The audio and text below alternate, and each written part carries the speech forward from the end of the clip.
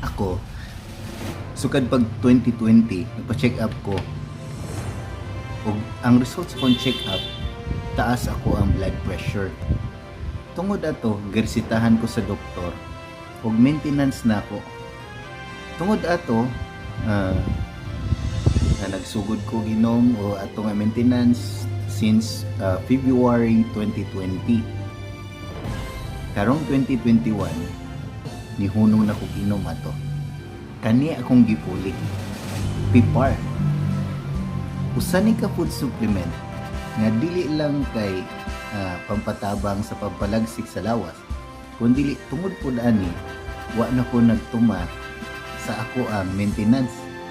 Kay kani food supplement natural man ang mga ingredients, no?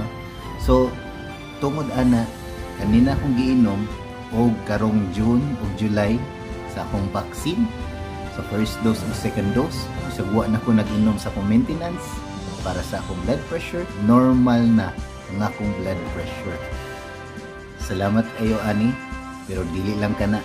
Kini na siya nga produkto nani spirulina nga according sa studies makatabang ni sa mga serious na COVID, no? At tungod ani safe pagid ko karong pandemic.